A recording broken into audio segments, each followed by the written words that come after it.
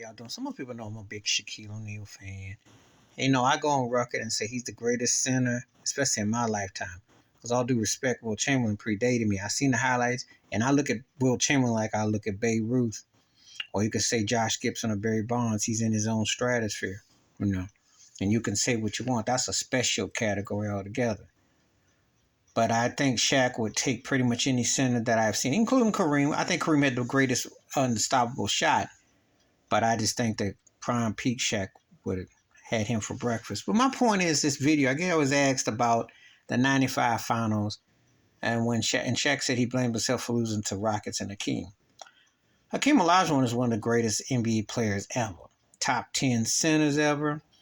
Though I'll never understand how people would have him over Shaq, because aside from his athleticism, which I will give Olajuwon, and I will say on record that you probably would have to get the only people that I could put with his movement and his athleticism ability that I've seen at center, and there's been a lot of great talent, would probably be Wilt and maybe David Robinson.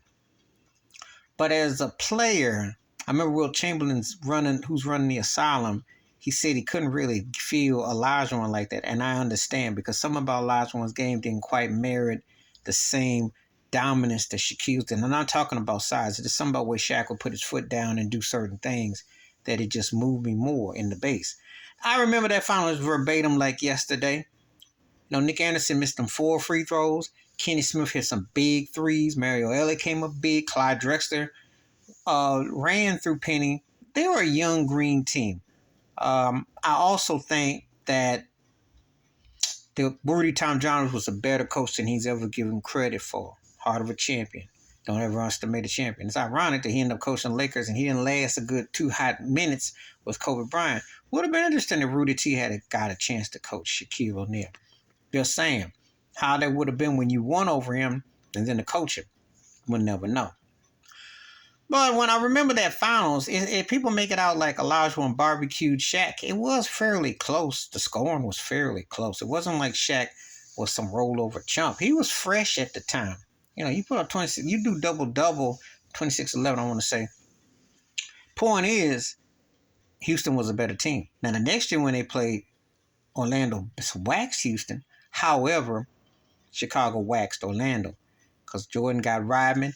And I always said that Orlando's big pickup was Horace Grant. So that was the difference with the power forward. Different era, different time. But asking me about Shaq and Olajuwon, needless to say, if I'm looking at their prime and their peak, at their best, it's Shaq and a blowout. I remember Olajuwon in the 80s because I used to live in H-Town. And I remember against Boston, he had moments, and him and Ralph Sampson didn't quite coexist the way it was, but they did get to that finals with that fluky shot that Ralph shot over the Lakers.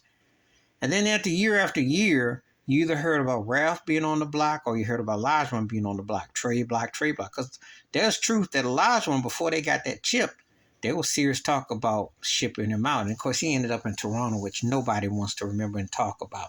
That's just kind of like Shaq in Boston or Jordan in Washington. It ain't that memorable. The contrary, Jordan had a pretty good run in D.C., decent run till he got hurt, but let's be realistic. When you see greatness, you want to see greatness at its apex. You don't want to see it in a third wheel situation. You just don't. Shaq was well past the pull date in Boston. Olajuwon was well past the pull date in Toronto. But just sizing them up in that finals, Olajuwon, they pretty much, there was a 3-headed commitment against Shaq in the finals. But Shaq held his own pretty good. It's just that they were a young, inexperienced team. And when you had a Kenny Jet Smith hitting big shots and Mary Elliott, who loved that sweet spot in the corner, you had different pieces that were at play. Robert Horry was big. Remember that name. You just think, and Rudy T just made adjustments. That was the key. He always had fresh bodies in. He had fresh people in. Clyde Drexler was playing like, I'm going to get this ring. You could tell he was on a mission. Finish it up. So, I think Shaq and Olajuwon, to me, for the most part, almost cancel each other out. It wasn't like Olajuwon didn't do to Shaq what he did to David Robinson. I think, and Olajuwon was balling out of his mind 94, 95 because he was arguably the best player in the world at that time.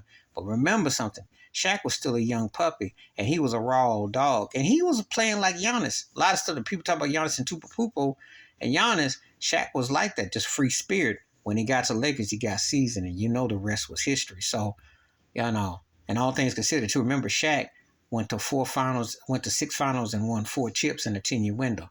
Olajuwon ain't got that. Olajuwon, it was 2 out of 3, but there was a lot of things had to fall into place. But just looking at them head to head, I understand where Shaq was coming from, but he didn't have the right coach. He didn't have the right system, and his timing wasn't right at that time to beat Olajuwon. So you got to tip your cap to the better man that day. But you asked me for the career, it's Shaq and a blowout. Please like, subscribe, with thoughts, comments, and I do respond. Thank you. Wash your hands, keep your mind clear, watch out for another shit if you like, and I'm out.